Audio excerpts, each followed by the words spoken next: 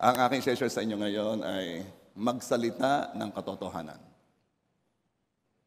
Ang title, Ephesians 4:24. At kayo'y magbihis ng bagong pagkatao na nilalang ayon sa wangis ng Diyos, sa katuwiran at kabanalan at katotohanan. Verse 25, kaya't pagkatapos itakwil ang kasinungalingan, ang bawat isa'y magsalita ng katotohanan sa kanyang kapwa. Itakwil ang kasinungalingan, and then magsalita ng katotohanan. Napag-alaman ko, hindi mo pala kayang magsalita ng katotohanan. Hindi mo magagawa yon. Maliban, itakwil mo muna ang kasinungalingan.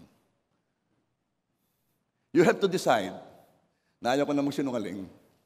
Doon ka pa lamang talaga makakapagsalita ng katotohanan. Pero hanggat hindi ka decided, hanggat gusto mong gamitin ang lahat ng bagay for your interest, ay nako.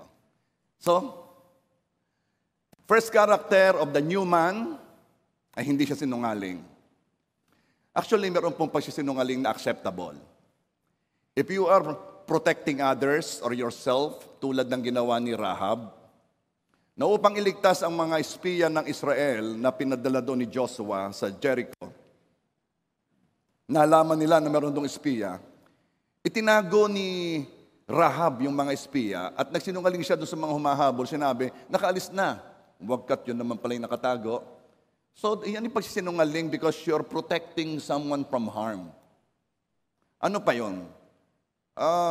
Katulad ng isang bata na may nakatok sa kanilang bahay na stranger. At sabi niya, nandito si tatay, nagpapahinga lang hindi ko siya magigising at nagpapahinga pa lang.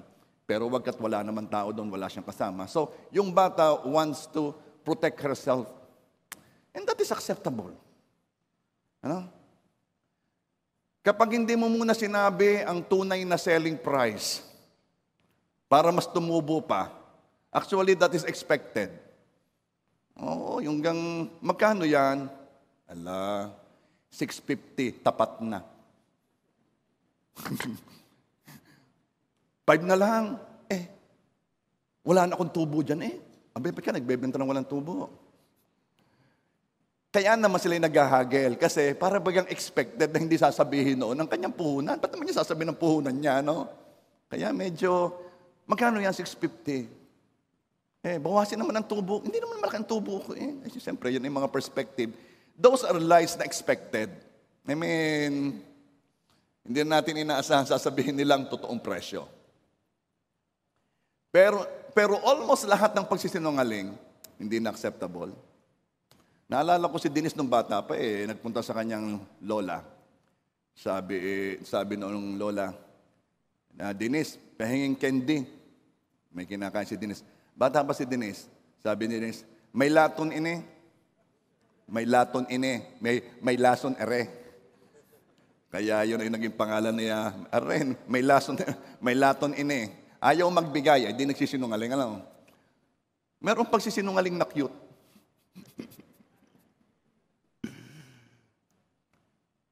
May nagsabi, para daw mabawasan ng mali, wag na lang magsalita. Pero hindi naman iniutos sa atin, sa ating bagong pagkatao na wag na magsalita Ang iniutos sa atin, magsalita ng katotohanan. Hindi naman inutusan kang bawasan ng imik mo Ang sinabi lang, totoo ang sabihin mo. A Filipino worker, ang pangalan ni Lark Michael Colgado, working in Jeddah, has been praised for returning around $320,000.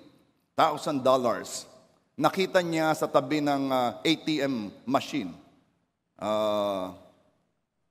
ATM. At nung nakita niya, sinoli niya ito sa rightful owner. Si Colgado ay technician sa Jeddah at pinadala siya sa Tabuk. It's a province in Saudi Arabia. At doon niya nakita yung kahon na may lamang cash. Kinuwenta ko yung 320 16 million. Ba, malaki yun, ano? Sabi ng iba, kunin mo na at pagkatapos humingi ka ng tawad. So pagkatapos, si Colgado ay napapurihan, napalagay sa news. Sabi ni Colgado, I'm very happy, I'm proud of myself that in spite of being such a huge amount, I didn't feel like taking money which does not belong to me. Napakagandang istorya. Pero somehow nakakalungkot. Bakit naman ho? Kasi an act of honesty ay news. Gayong dapat normal lang ito. Dapat normal lang naman yung nagsasauli. Bakit yan Pag may nagsauli, headline, news Why? Because it is so rare to see nowadays an honest man.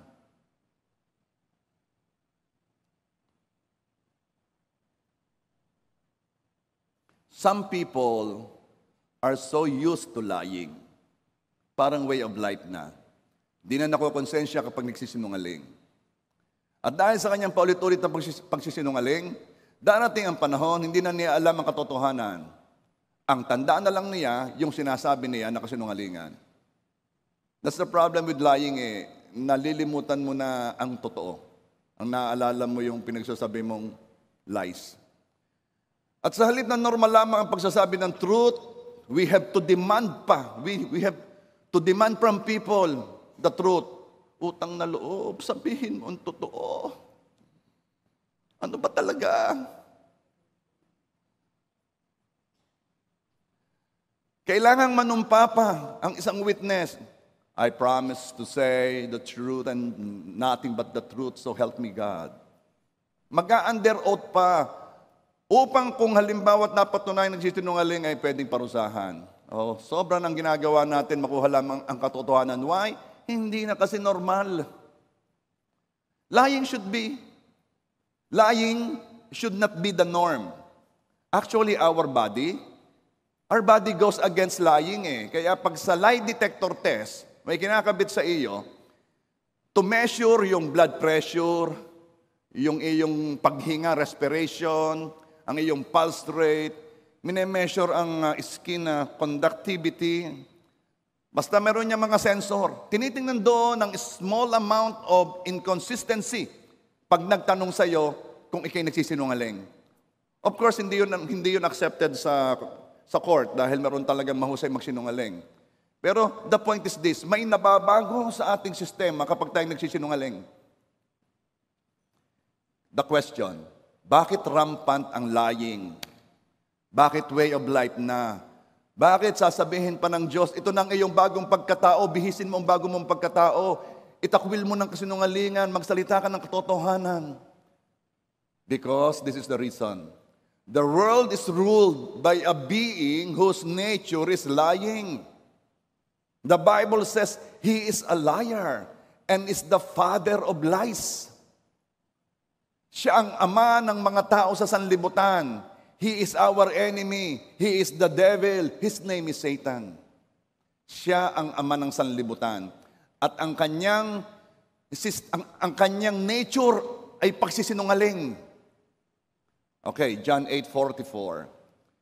For you are the children of your father, the devil, and you love to do the evil things he does.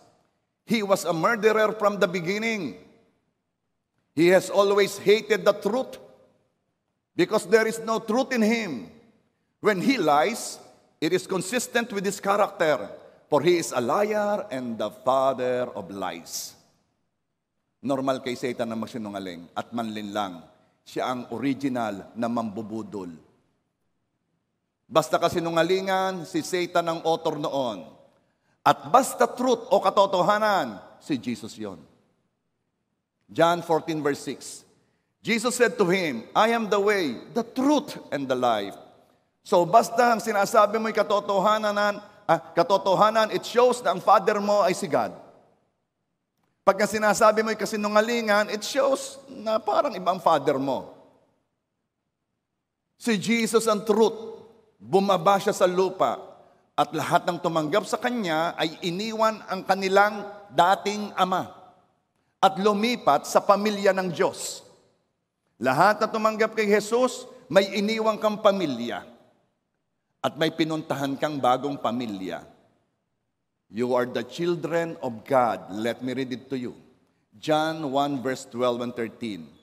Yet to all who did receive Him, to those who believe in His name, He gave the right to to become children of God. Sa bawat tumanggap kay Jesus, sa bawat nanampalataya at naniwala sa pangalan ni Jesus, binigyan ng karapatang maging anak ng Diyos. Wow, iba na ang pamilya natin, ha?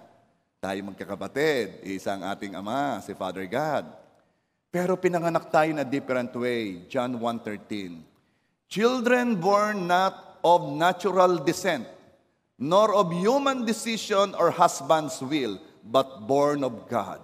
Noong tinanggap mo si Jesus na iyong Diyos, Panginoon at tagapagligtas, isinilang kang muli, ikay isinilang sa Diyos, born of God. Kaya ang tawag sa iyo ay born again Christian. Isang karanasan ang nangyari sa iyo.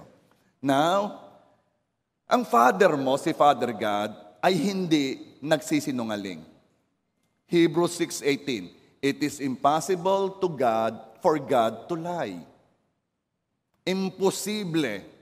Ang sabi nila, nothing is impossible with the Lord. Sino may sabi sa iyo, it is impossible for God to lie.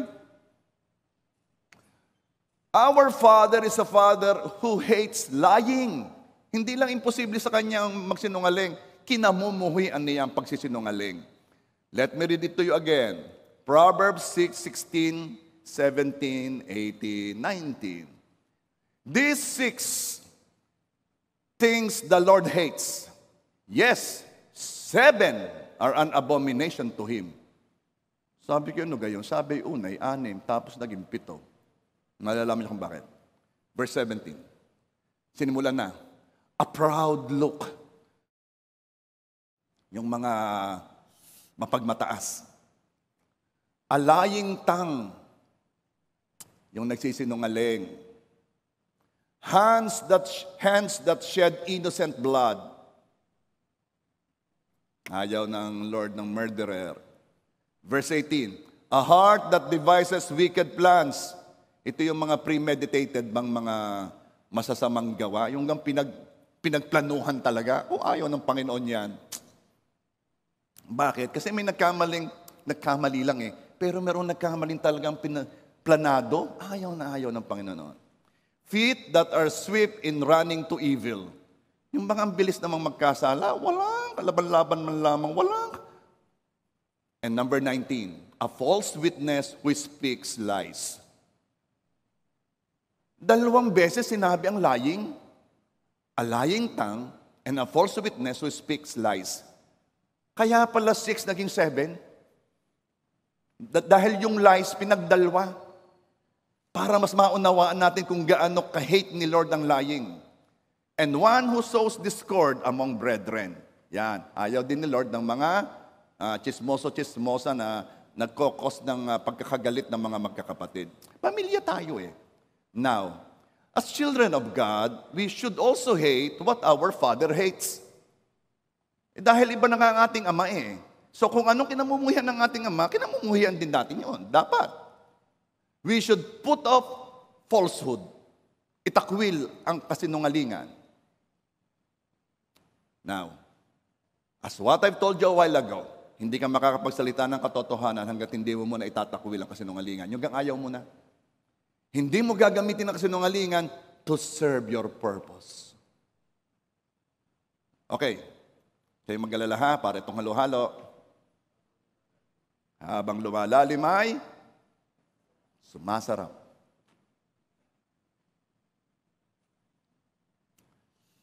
What is truth? Truth is the state or quality of being true, which is in accordance with facts or reality. Ito yung pagiging totoo, ayon sa realidad at sa ebidensya. So, katotohanan means accurate information. We must be very careful sa pagkukwento. Ang ikukwento lang natin ay yung sure tayo. Sa pagkukwento ng mga aksidente, sa daming exaggerated.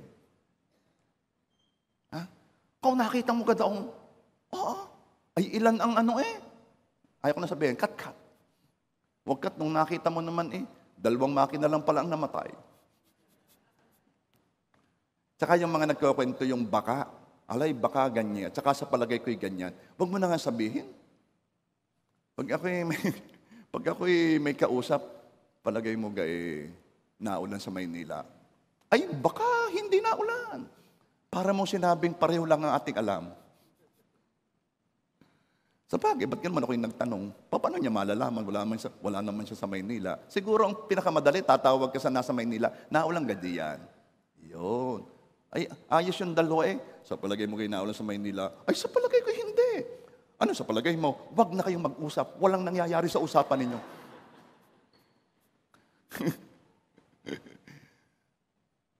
Ay, sa palagay ko kaya.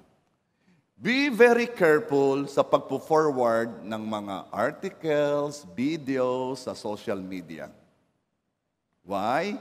Because we have the tendency to forward or to post articles or videos that supports our beliefs instead of checking if it is really true. Tunay ba ito? Hindi eh. Hindi ko na alam kung tunay. Basta yan kaayon sa gusto ko. Mga anak ng Diyos, ang ating tatay ay ayaw ng kasinungalingan. Lumipat na tayo ng pamilya, lumipat tayo ng ama. Doon tayo sa katotohanan. Kaya kahit ang article or video supports our biases or supports what we want to happen, we won't use it. Ako'y baguhan noon ako'y bago nagpipreach. Tuwan-tuwa ako sa pagre-research. Hindi pa ako masyadong guarded dito. Alam mo, meron nung usong-uso, siguro napanood na rin ninyo, nabasa na rin ninyo, nakita na rin ninyo, itong istorya. Meron daw nagdi-drill sa Russia na napakalalim daw ng nabubutas na. At sila daw ay lusot ng microphone sa pinakamalalim at narinig daw nila ang sigawan sa impyerno. I remember long time ago, bago pa akong pastor, senior ko yun. Bakit? It supports what I want to happen. Gusto ko ang mga tao ay matakot sa Diyos. Gusto ko ang mga tao, it supports what I want to happen. Hanggang sa nalaman ko, there are ways to check those articles and those videos. You just need to put an effort and give some time. Chinek ko, nako, hinanap kung sino ang source. Wala silang makita. Ano yon? Fake news. Pero dahil ako noon ay baguhan pa lang, hindi ako nag-check sa accuracy ng mga articles na nakikita ko, ay aking sinabi sa church. Bakit? Makakatulong sa gospel yun eh. Pero no. The end will never justify the means. Hindi kailanman magiging tama ang pamamaraan mo kung ang iyong sasabihin, maganda naman ang gusto kong mangyari. No. Pag mali ang paraan, mali ang kahihinatnan. Kaya, after that, ako'y naging very careful. Yes, gusto ko marami ang lumapit sa Panginoon, pero hindi sa ganyang paraan. Hindi ko gagamitin ng kasinungalingan. Dahil I will be using the scheme of the old family, of the old father. Nagbihis na nga ako ng bagong pagkatao eh. Ako'y nasa iba ng pamilya, doon ako sa totoo. Kahit pa kahit pa kailangan ko magbigay ng effort at ng time, pero doon ako sa totoo. Di ba, church? Okay. This is what I noticed sa mga info or information sa social media ngayon. Ang alam ko noon na totoo ay binaligtad na. Kahit sa mga bagay na ako'y witness, ako'y eyewitness, ako'y nandoon, kita ko. Kahit sa mga bagay na alam kong totoo, binaligtad na. Kahit pa well-documented, may evidences, merong katalagang proof, binaligtad na. Some people will devise this strategy for a purpose. At nakakatakot how they do this. Why? Because they take advantage of how we process information. Ganito yon. Both true and lies, pareho ang kasinungalingan at ang katotohanan, pareho silang information. Hindi alam ng brain mo kung ano napasok sa iyo. Ikaw pa ang mag-a-analyze yan, ikaw pa ang magtatama-tama, pero information lang yan. Kung yan may katotohanan o kasinungalingan, papasok yan as information. Ipaprocess yan ng brain mo. Now, kung ikaw ay eyewitness, ay mali yan, nakita ko eh. Kung meron kang ebidensya, teka muna, meron ng hatol dito ang court eh. Mapapatunayan mo yung information pumasok sa isip mo ay truth or kasinungalingan. Pero this is the point. Bakit ito nakakatakot? Kasi they are taking advantage of how we process those information. Bakit? Kasi pwede at kayang mapalabas na ang kasinungalingan ay mas katotohanan. Kayang-kaya. Tanungin ninyo ko, paano? Yung talagang kayo eh, paano? Yung talagang paano? Okay. Simple. Kayang mapalabas ang kasinungalingan na maging katotohanan sa simpleng paraan. By repetition. Uulit-ulitin lang. Sabi, allegedly, by the chief propagandist of the Nazi party ng Germany, the party na nagluklok kay Hitler bilang maging leader ng Germany at magsimula ng Second World War at umubos sa mga Hudyo kung ilang milyon ang pinatay ng mga Hudyo. Sabi nitong si Joseph Goebbels, a lie spoken 1,000 times will become truth. Ang kasinungalingang inulit mo ng 1,000 beses, magiging katotohanan. Papaano, isipin nyo ha, papaano naging acceptable sa mga Germans na patayin ang 4 million, I think, di ko na sure saan, basta around 4 million, mas mataas pa yata doon, na Hudyo, na pinatay systematically. Milyon yan ha. Paano natanggap ng kanilang sistema na yun ay righteous way, na yun ay matuwid? By repetition.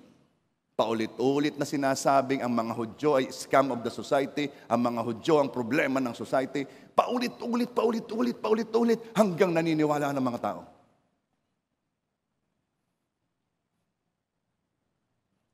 Bigyan ko kayo ng sample. Ito, makaka-relate kayo.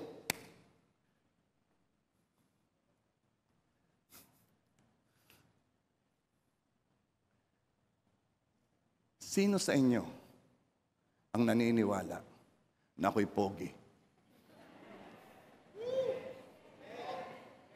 Tingnan ninyo, lahat kayo na-deceive ko. By constant repetition, lagi kong sinasabing ako'y pogi, nalinlang ko kayo. Kami magkakasama sa bahay ni Eko, ni Roma, at ni BJ. Ine-explain ko ito sa kanila eh. Yung gang repetition, kung paano nalilin lang ang ating isip kapag laging yun ang sinasabi at laging nakikita. Sabi ko, tingnan ninyo ha. Tingnan ninyo. Naniniwala kayong ako'y pogi. Nagsalita naman si BJ, Pastor, pogi naman nga kayo. Kita mo na? Nalinlang ka. Nagsalita si Eko, Pastor, sadya naman, isa ka pa. Dalawa na kayo. Aba, sumunod si Roma, talaga naman, Pastor, 3 na kayo. Nalinlang ko kayong lahat. By constant repetition. Of course, kay Pastora Melody, hindi ko kailangang i-repeat. A lie repeated 1,000 times becomes truth. Isipin ninyo, ha? What if I hire 2 groups per province? 2 grupo sa isang probinsya. Sa isang grupo, 20 tao. Ang isang tao, mayroong 20 fake accounts. Sa Facebook, sa Twitter, sa TikTok. walang gagawin. Yung 2 grupo sa bawat probinsya, 1 grupo, 20 tao, 1 tao may 20 fake accounts, walang gagawin. Swelduhan ko, ang sasabihin lamang, si Ito ay pogi. Isipin ninyo, hindi natatatlong malilinlang ko, buong Pilipinas ay malilinlang ko at isisigaw nila, si Ito ay pogi.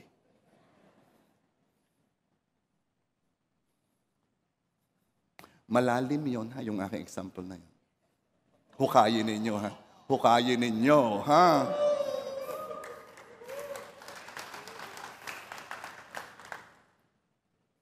Pag may nagtanong sa inyo anong tinuro ni pastor, si Ito ay pogi. Ikalat ninyo. Hayaan ninyong maraming makarinig. Kapag ka may kumontra, sabihin ninyo, solid Ito.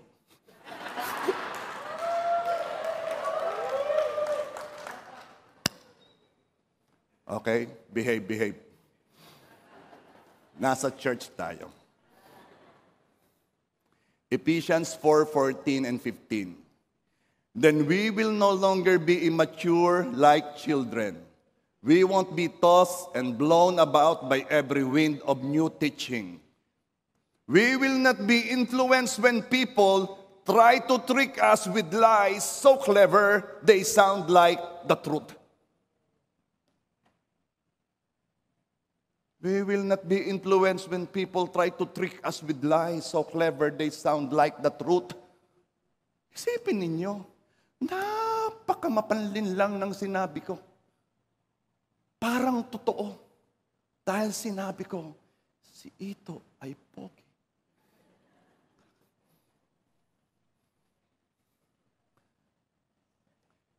Ephesians 4:15. Instead, we will speak the truth in love. Now, dahil sa limit marinig, makita at mabasa ang lies sa TikTok, sa FB, sa YouTube at iba pang platforms, ang truth pa ngayon ang inaakalang fake news.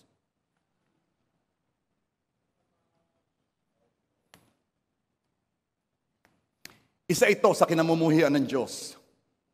Proverbs 6:18. A heart that devises wicked plans, feet that are swift in running to evil. I think it was Mayor Vico Soto na hindi na nakatiis at nagsalita na, huwag tayong magpaloko. Stop historical revisionism. Itigil na ang pagbago sa history. I always say this, it is just a Google away. Siyempre, dahil napakadami ng information na lies, medyo naman lumalim, mag-effort ka naman, ha? Maraming na-publish na from credible international media. Marami na nakapublish na ikaw na mariresearch at mababasa. Huwag naman doon sa mga 2 minutes lang na video, 3 minutes lang. Yun, itamad ano yun eh. Kung naghahanap ka talaga ng katotohanan, come on, search. I always say this, it's just a Google away. At saka basta robot ang nagsasalita sa YouTube, ha? Basta robot, huwag mo nang tatanggapin totoo. Dahil kung hindi niya mapanindigan na sinasabi niya at itatago niya ang kanyang boses sa robot, huwag mo nang pakinggan. Dahil hindi ka nakikinig sa robot. At sometimes, all you need to do is open your eyes and see the glaring evidence. Because you will know the tree by its fruit. Tingnan mo ang bunga. Tingnan mo ang ginagawa. Kasi makikita mo na ang puno. Again, all I can do is guide you. It is my responsibility to guide you. I always say this, I cannot change the mind of people. May kanya-kanyang pasya, may kanya-kanyang desisyon. Pero I'm here to tell you what the Word says and to guide you in your decision making. Pero inyong desisyon, yan ang kagandahan ni Lord. Sasabihin niya lahat, tanggapin ninyong Panginoong Yesus, siya ang nagbayad ng kasalanan ninyo. Kapag tinanggap mo siya, ikaw ay merong kasiguruhan, meron kang blessed hope na pagdating niya, kukuhanin ka at isasama sa kanyang kaharian. Yun lang ang sabi ng Diyos. Pero, choice mo pa rin. Choice ko pa rin. Pwedeng piliin ko the father of lies. Or pwedeng piliin ko the truth. It is just a guide. Nasa iyo ang pagpapasya.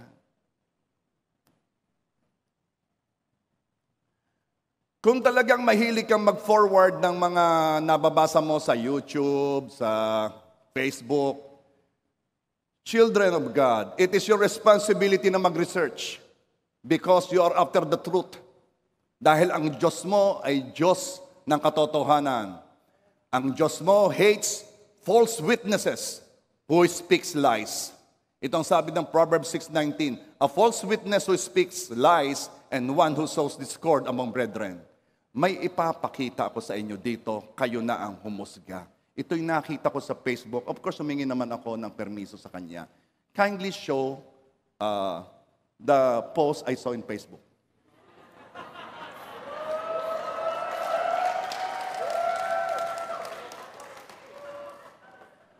I really exerted, wag mo nga alsin muna, I exerted time and effort to research. Sobrang ginugol kong panahon para patunayan sa inyong ito'y totoo. The rare photos of Ding Dong Dantes. Thank you, Ramsey, for giving me the permission to show it. Ikaw naman ang nag-post din kaya mas marami naman nakakita na yan, ano? Pero for the sake of illustration, it is your responsibility to check the truth.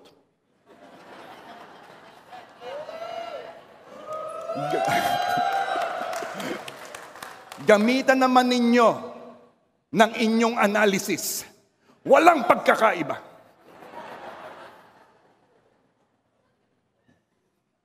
Huwag nyo nga asin hanggang ako'y matapos sa pagtuturo.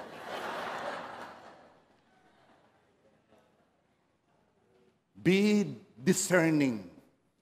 Be discerning. Nung una kong nakita ito, kita ko agad, this is genuine. Kahit i-check nyo sa international media, i-check nyo. Huwag nyo nga alseng.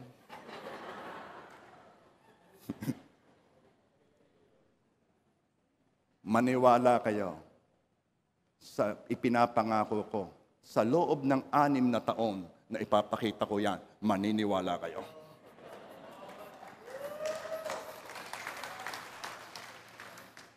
At sasabihin ninyo, truly, that is.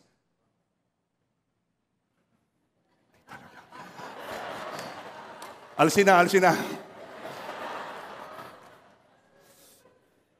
Pero ganyan daw talaga Gumawa ka ng pinakamatinding kasinungalingan, mas papaniwalaan. Alam ganin yung buhay si Michael Jackson. Sa daming naniniwala.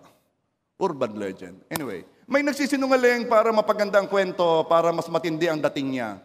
Alam mo ga, kumain kami sa diyan. Ang nagastos ko'y kulang-kulang na 10,000 Wagkat yun naman pala 5,001. Sandali ha.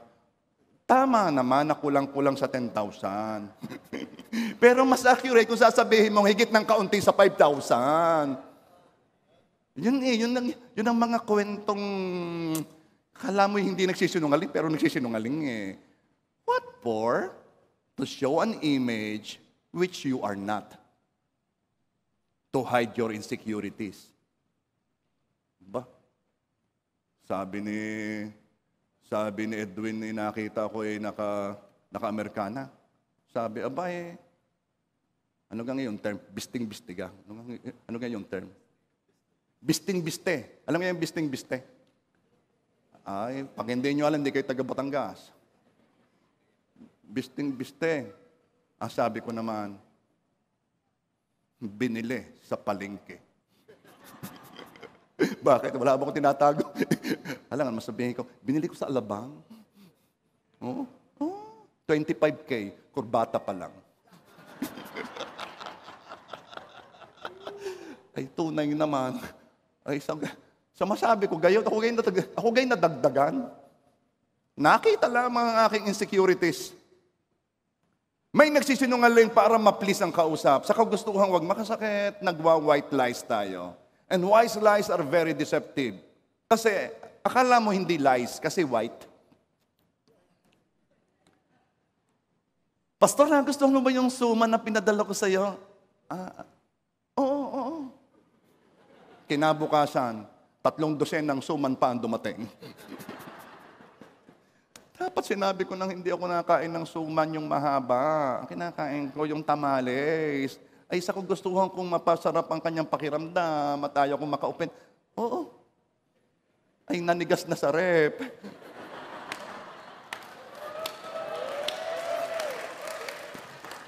Ayun, nagdala uli nung isang linggo. Puno ang rep namin ng sumang matitigas.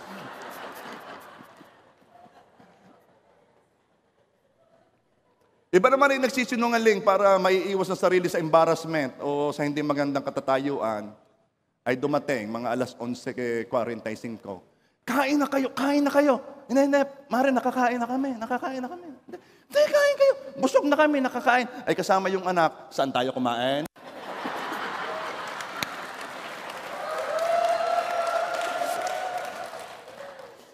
Bakit ayaw pang sabihin, sige, kain na kayo.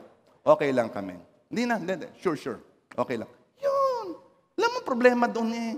Ay, ang problema naman kasi sa mga Pilipino, sinabi ng okay na, itong gagawin eh, parinig ka!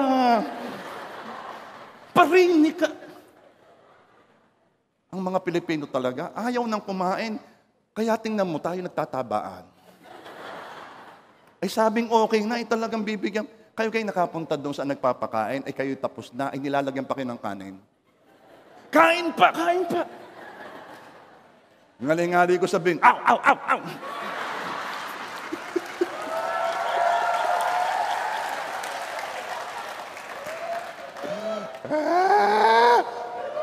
Oh, yung tawa ng tawa, magbayad kayo.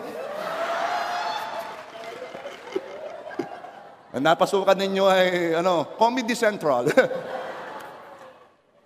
Okay. Why not try the truth? Try the truth. Dumating po itong si Russell Makatangay. Itong si Russell Makatangay. Makikita yung Russell. Makikita yun. Umarap ka sa kanila. Quarter turn. Yeah. Okay. Yeah. Dati siyang youth pastor ng Rosario. Okay? Pwede na mo pa.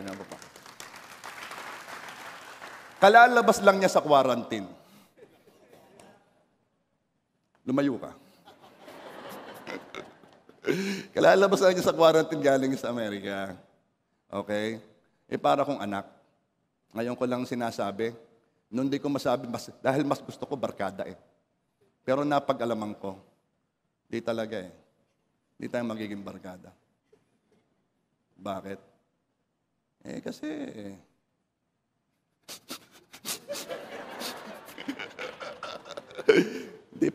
Hindi pa uso nun ng discipleship eh. Yung mga yan yung mga anak ko in a way. Lagi yung nasa bahay.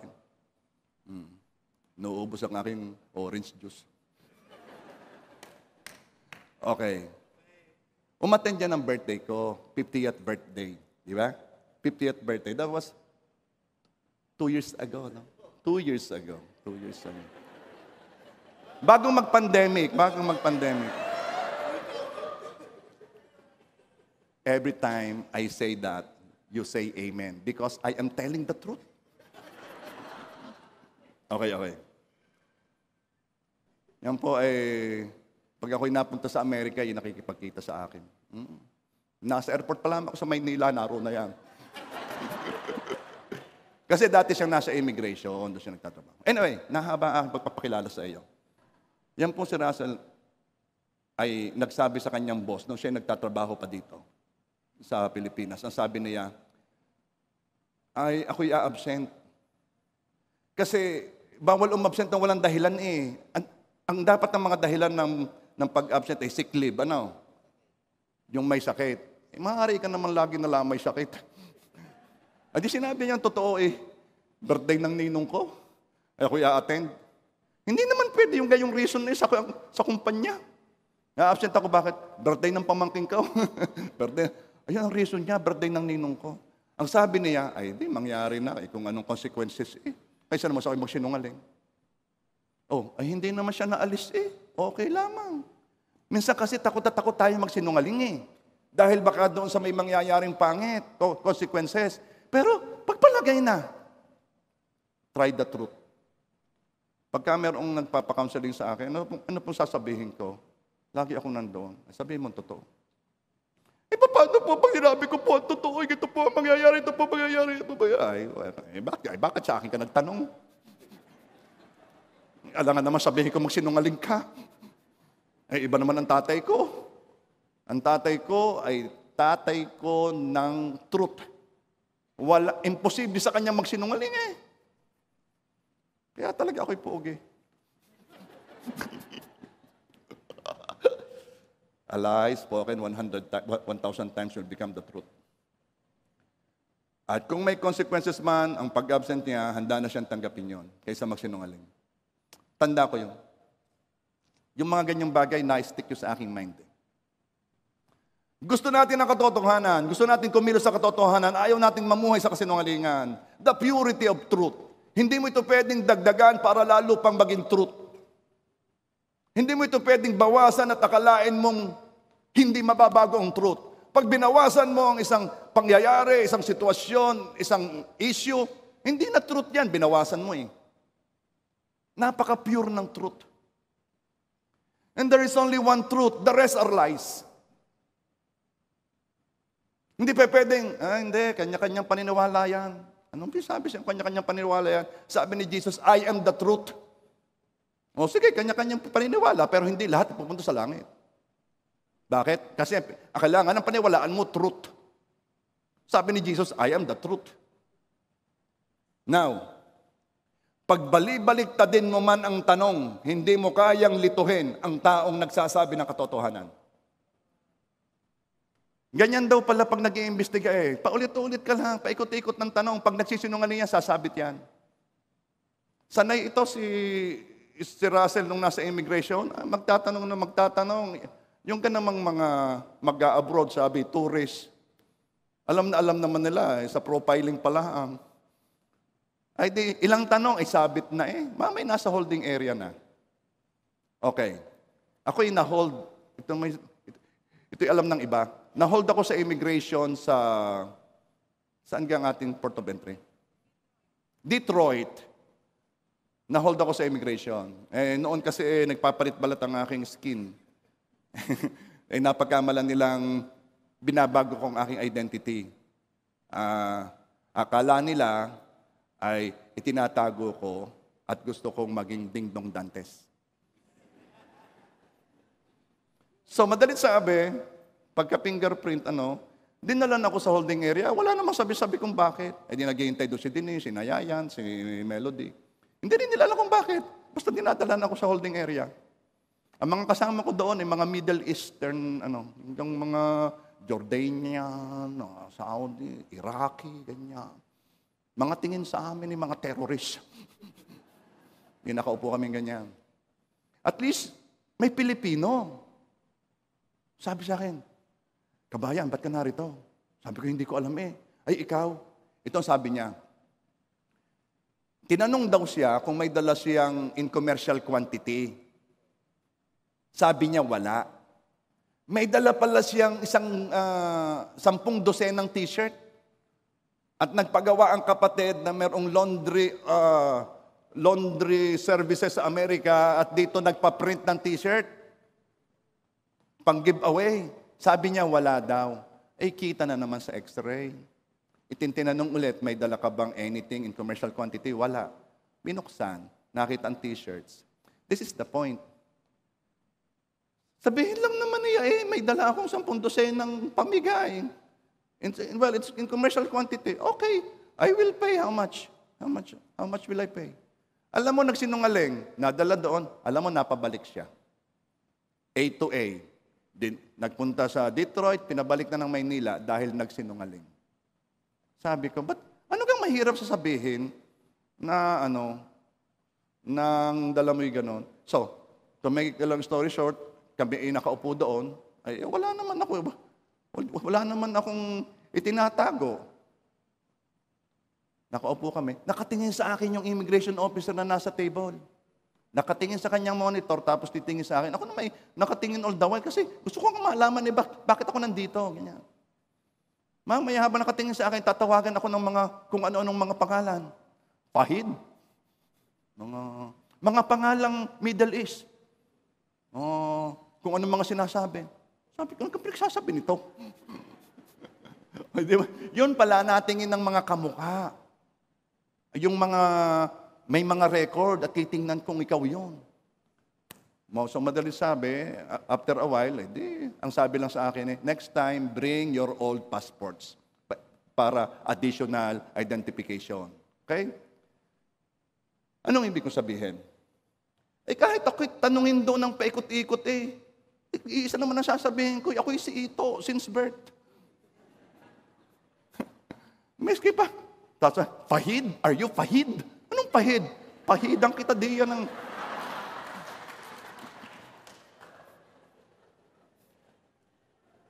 Miski pa ikot-ikutin ka ng tanong, kung ikay nasa katotohanan, hindi ka magkakamali. How will you know the truth? John 14:6, Jesus said to him, I am the way, the truth, and the life. Just look at the person and the character of Jesus. It is the truth. Tingnan mo ang katangian ni Jesus. Ano ang ginagawa ni Jesus? Ano ang kanyang pag-uugali? Ano ang kanyang karakter? Yun ang katotohanan. Yun ang ginagaya natin. Kaya sabi ni Paul, imitate me as I imitate God. How will you know the truth? John 8:31 and 32. And Jesus said to those Jews who believe Him, if you abide in my word, you are my disciples indeed. And 32, and you shall know the truth, and the truth shall make you free. Madaling sabihin, malimit kung makikita yan, the truth shall make you free. Sino may sabi sa'yo? No, you must know the truth first. And then the truth will set you free. Dahil baka yung truth na sinasabi mo, hindi truth. So know the truth. The truth is the person of Jesus, the character of Jesus, and the words of Jesus. Kaya tingnan mo lagi, pag may sinasabi sa'yo, nakasulat mo sa Bible yan. Pag ako'y nagkakasal, sabi ko doon sa akin mga kinakasal, bring the Bible. Hoy, huwag niyong kakalimutan dalawa. Sa bawat tanong sa buhay, lagi niyong itatanong, ano ang sabi ng Bible? Ano ang sabi ng Diyos? Because that is the truth. Some are peddling their own truths. Maraming nagbebenta ng katotohanan. Itong katotohanan. Praise God. We have a definition of truth. Hindi tayo maliligaw. His name is Jesus. The person of Jesus. Not any person. There is only one truth. The rest are lies. The truth is the character and the words of Jesus. Your experiences, gusto niyang maging katotohanan sa iyo. No. Ang nararanasan mo doesn't necessarily is true. Because we know what truth is. The truth will remain. Kaya ang sabi ng Bible, heaven and earth will fail or will pass away, but the word of God will remain. So kung sa labanan ng katotohanan, pipiliin mo yung mananatili. Meron tumawag sa akin. Sabi, ipag-pray, namanin niyo ako, ipag-pray naman ninyo ako. Sabi ko, sa isang kondisyon. Ano yon? Huwag mo ko kontrahin ang prayer ko. Bakit? Kasi siya rant ng rant, complain ng complain, reklamo ng reklamo, complain ng complain, reklamo ng reklamo, tapos magpapapray. Palang, kontrahan tayo Ako'y magsasalita ng word of God, ikaw'y magsasalita ng nararanasan mo. Huwag mong kontrahin ang prayer ko. Ang sasabihin ko, ikipabuti ng pabuti, paayos ng paayos, paganda ng paganda, pabata ng pabata, payaman ng payaman, pabanal ng pabanal, papalapit ng papalapit sa Panginoon. Sasabihin mo naman, ako'y galit sa akin ang aking boss, galit sa akin ang aking mga kaopisina, ako'y hirap na, bakit ako napapunta dito? Ano mangyayari sa aking prayer? Kinukontra mo. Now you know what I mean.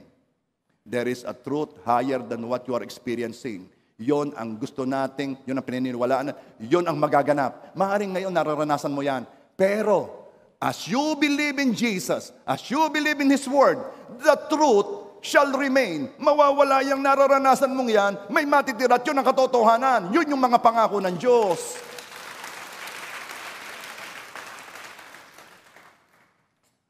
Paano ka maliligtas ng aking asawa? Ay, tunay naman. Ay, iyan, dumali ka na naman. Paano ka naman, sasabihin ko naman ang sasabihin mo, ay ito, kapag naligtas ang isa sa pamilya, lahat ay maliligtas, ay tingnan ho ninyong asawa ko, kitang-kita may batugan naman ho. Hindi lamang ho batugan, pag nagsasalita ako ng Bible, naalis. Galit na galit ho sa akin. Eh, paano naman, ikaw na may wala nang ginawa, kundi i-condemn mo na, i-condemn. Tingnan mo ha. Pare, musta ka? Ang balita na, ayari, pastor, ganyan tapos sasagot yung asawa. Pastor, lapitan nga ninyo at tindang yan ay magbagaw. Ba't kaya ang mga asawang babae, laging ganyan ang sinasabi sa akin? Tuwi ako'y magkakasal, naroon ng ninang at ninang, sasabihin ng ninang, Pastor, ang ganda ng sinabi mo, tabihan mo yung asawa kong yan at nang yan ay bumait. Alam mo sinasabi ko? Alam nyo, ang una kong kinakausap yung babae. Bakit? Napaka-mapagmataas. Napaka-proud. Lagi na lamang idiniin si lalaki. Paano magbabago yan? Lagi mong diniin. Ang sabihin mo, Pastor, yung aking asawang yan, napakabait na asawang yan. Yan ay mahal na mahal niyan ako. Yan ang sabihin mo. Pastor, hindi ba nagsisinungaling ako? Sinasabi ko naman nga sa iyo, ang katotohanan ay si Jesus, ang kanyang salita. Experiences, it will change. Mababago yan. Kitang-kita na, ang dami na naman nagbago dito Karami na. Of course, yung iba, hindi ko masyadong nakakausap, pero yung mga nakakausap ko, minsan napapaiyak daw sila sa nakikitang pagbabago sa buhay nila. What is my point? The truth shall remain. At yun ay salita at pangako ng Diyos sa iyo. Amen ba? I'm here to just to guide, Speak the truth in love, but speak the truth. Yung iba, they speak in love, but they don't speak the truth. No, speak the truth in love. Saan ka naman kayo matatakot sa pagsasabi ng totoo? Kakatakutan ba natin ang lies? No. So, simula ngayon, itatakwil natin ang kasinungalingan, At magsasalita tayo ng katotohanan. Amen ba? Magiging maingat tayo sa pagiging saksi sa anumang mga bagay. I-check natin kung talagang yun ba ay may accuracy. And we will make an effort para malaman yon. Magtanong, mag-research. Hindi basta lamang dahil it supports your biases or it supports what you want to happen at what you believe, ay gagamitin mo. No. Doon tayo sa katotohanan. Lahat na namumuhay sa katotohanan, rise up. And we will worship the truth.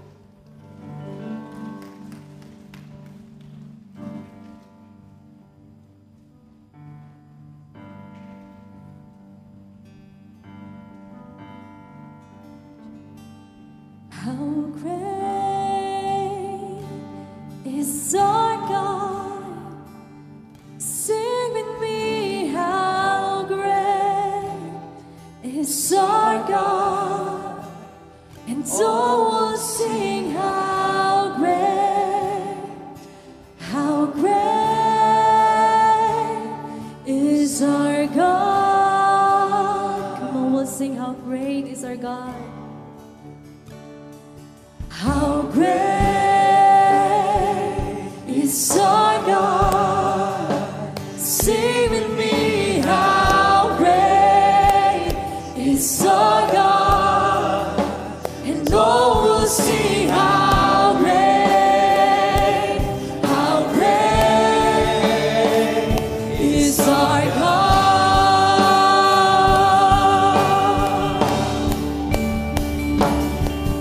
The name of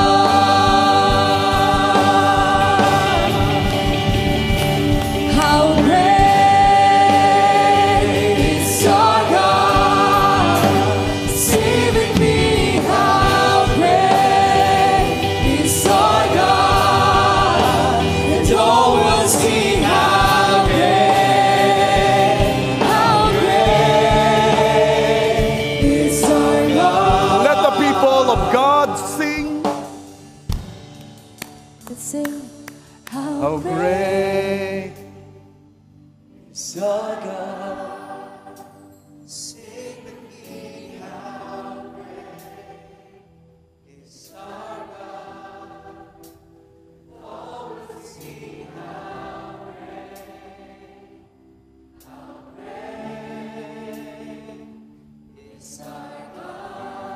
Mga kalalakihan, I always say this pag ako'y nagkakasal. Ang mga lalaki should be the leader of the house. They should be the leader in spiritual matters. It is about time to recover that role, the leader sa spiritual matters sa house. Sabi ko, lalaki, kayo magsasabi sa inyong pamilya, tayo mag-church. Lalaki, kayo magsasabi sa inyong mga anak, tayo manalangin. Kayo magiging leader. Kaya tuwing nakakakita ko ng madaming lalaki sa church, ako'y natutuwa because it means nare-restore ang leadership sa mga lalaki pagdating sa mga spiritual na bagay. Kaya mga lalaki na nagsasabi ng iyong Diyos ay dakila, ikaw muna ang umawit ngayon at ipakita mo na yung binigay ng Diyos sa iyong leadership ay ginagawa mo ngayon. Come on, awitin mo na ang Diyos mo'y dakila. How great is our God. Sing with me. How great is our God, and all will see how great is our God. Mga lalaki, taas mo ngayong mga kamay as a surrender and as a act of worship to your King. Sabihin mo ulit, how great is our God. Sing with me, how great is our God, and all will see how great. Mga babae, samahan ninyo kami sa pagdakila sa ating Panginoon. Woo! How great Is our God. Sing with me.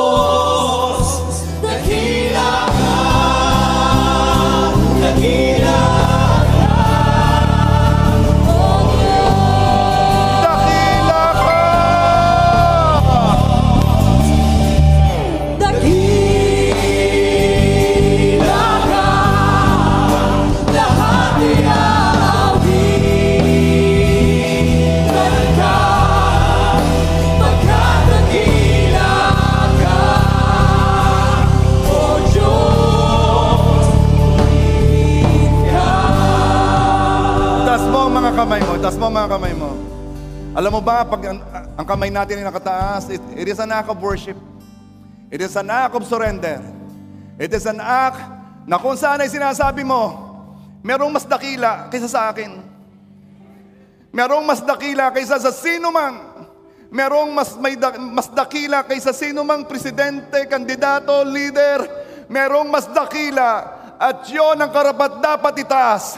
Kaya habang nakataas ang iyong mga kamay, iyong isisigaw kung sino ang dakila. Amen ba? Hindi ka mapapagod sabihin kung sino ang dakila. Bakit? Kasi ang daming sumisigaw na may dakila doon, may dakila dito. No! Sa lugar na ito, isisigaw natin kung sino ang dakila. Amen ba? Dakila ka, lahat ay aawitan ka, magkadakila ka, Dakila ka! O Diyos. Dakila ka!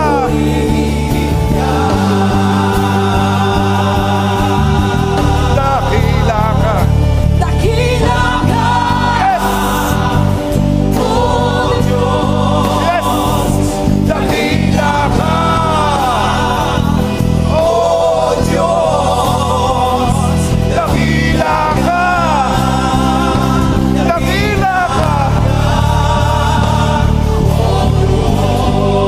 Once again! Dakila ka! Oh Diyos! Dakila ka! Oh Diyos! Dakila ka! Dakila ka! Oh Diyos!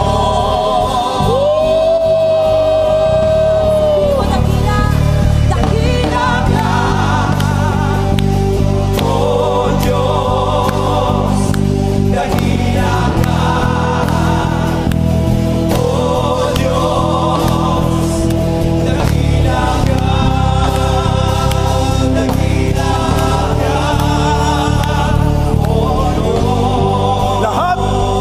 Lahat ng pinatawad, lahat ng minahal, lahat na inaruga ng Panginoon, lahat na inaalaga ng Panginoon, lahat na hindi hinahayaan ng Panginoon na mapalayo sa Kanya, sabihin mo, Panginoon, dakila ka.